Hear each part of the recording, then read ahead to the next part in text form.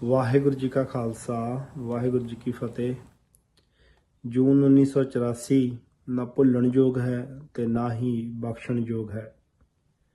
ਮੇਰੇ ਖਿਆਲ ਦੇ ਵਿੱਚ ਅਸੀਂ ਕਦੇ ਵੀ ਆਪਣੀਆਂ ਨਸਲਾਂ ਨੂੰ ਇਹ ਭੁੱਲਣ ਨਹੀਂ ਦੇਵਾਂਗੇ ਤੇ ਅਸੀਂ ਉਹਨਾਂ ਨੂੰ ਤਿਆਰ ਕਰਦੇ ਰਹਾਂਗੇ ਜਦੋਂ ਤੱਕ ਸਾਨੂੰ ਆਜ਼ਾਦੀ ਨਹੀਂ ਮਿਲ ਜਾਂਦੀ।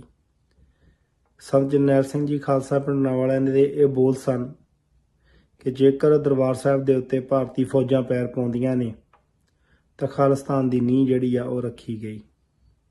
ਤੇ ਮੇਰੇ ਖਿਆਲ ਇਸ ਤੋਂ ਬਾਅਦ ਫਿਰ ਬਾਕੀ ਸਭ ਗੱਲਾਂ ਜਿਹੜੀਆਂ ਨੇ ਉਹ ਪਿੱਛੇ ਰਹਿ ਜਾਂਦੀਆਂ ਨੇ ਤੇ ਸਾਨੂੰ ਕੁੱਲ ਦੁਨੀਆ ਦੇ ਵਿੱਚ ਵਸਦੇ ਸਿੱਖਾਂ ਨੂੰ ਇੱਕ ਹੋ ਕੇ ਆਪਣੇ ਨਿਆਰੇਪਨ ਦੇ ਵੱਲ ਨੂੰ ਵਧਣ ਦੀ ਲੋੜ ਹੈ ਜੀ। TV 84 ਇੱਕ ਉਹ ਆਜ਼ਾਦ ਮੀਡੀਆ ਜੋ ਹਮੇਸ਼ਾ ਹੀ ਸਿੱਖ ਕੌਮ ਦੀ ਪੰਥ ਦੀ ਨਿਡਰਤਾ ਦੇ ਨਾਲ ਗੱਲ ਕਰਦਾ ਆ ਤੇ ਅਸੀਂ ਵਰਲਡ ਸਿੱਖ ਪਾਰਲੀਮੈਂਟ ਦੀ ਮੀਡੀਆ ਕੌਂਸਲ ਦੇ ਨਾਲ ਵੀ ਜੁੜੇ ਹੋਏ ਆ ਤੇ ਹਮੇਸ਼ਾ ਹੀ ਕਿਤੇ ਵੀ ਕੋਈ ਵੀ ਪੰਥਕ ਕਾਰਜਾਂ ਦੇ ਵਿੱਚ ਲੋੜ ਪਵੇ ਤਾਂ ਅਸੀਂ ਹਮੇਸ਼ਾ ਹੀ ਅਗਾਂਹ ਹੋ ਕੇ ਸਾਥ ਦਿੰਦੇ ਆ। ਸੋ ਅੱਜ ਲੋੜ ਆ ਸਾਨੂੰ ਸਾਰਿਆਂ ਨੂੰ ਹੀ ਇੱਕ ਹੋਣੇ ਦੀ। ਇਹੋ ਜਿਹੇ ਜਿਹੜੇ ਸਾਡੇ ਪੰਥਕ TV ਨੇ, ਸਾਡਾ ਮੀਡੀਆ ਆ, ਮੀਡੀਆ ਇੱਕ ਪਾਵਰ ਆ। ਅੱਜ ਦੁਨੀਆ ਦੀਆਂ ਲੜਾਈਆਂ ਜਿਹੜੀਆਂ ਨੇ ਉਹ ਮੀਡੀਆ ਤੇ ਲੜੀਆਂ ਜਾਂਦੀਆਂ ਨੇ। ਸੋ ਸਾਨੂੰ ਲੋੜ ਆ ਸਾਥ ਦੇਣ ਦੀ TV 84 ਦਾ।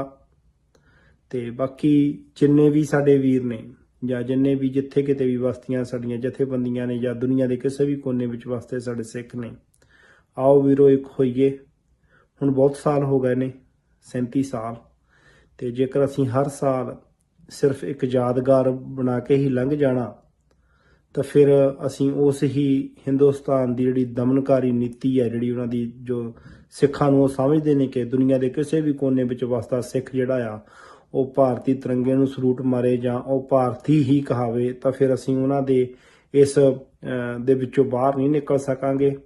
ਸਾਨੂੰ ਲੋੜ ਹੈ ਇੱਕ ਹੋ ਕੇ ਭਾਰਤੀ ਹਕੂਮਤ ਦੇ ਖਿਲਾਫ ਡਟ ਕੇ ਖੜੇ ਹੋਣ ਦੀ, ਹਰ ਪੱਖੋਂ, ਬੇਸ਼ੱਕ ਉਹ ਮੀਡੀਆ ਦੀ ਗੱਲ ਆਵੇ ਜਾਂ ਉਹ ਕਿਸੇ ਵੀ ਤਰਫੋਂ ਗੱਲ ਹੋਵੇ। ਸੋ ਆਓ ਸਾਰੇ ਇਕਜੁੱਟ ਹੋਈਏ, ਆਪਣੇ ਮੀਡੀਆ ਸਟਰੋਂਗ ਕਰੀਏ, ਆਪਣੀਆਂ ਪੰਥਕ ਧਿਰਾਂ ਜਿਹੜੀਆਂ ਡਟ ਕੇ ਭਾਰਤੀ ਹਕੂਮਤ ਦੇ ਖਿਲਾਫ ਆਵਾਜ਼ ਬੁਲੰਦ ਕਰਦੀਆਂ ਨੇ ਉਹਨਾਂ ਦਾ ਸਾਥ ਦਈਏ ਜੀ। ਸੋ ਵਾਹਿਗੁਰੂ ਜੀ ਕਾ ਖਾਲਸਾ ਵਾਹਿਗੁਰੂ ਜੀ ਕੀ ਫਤਿਹ।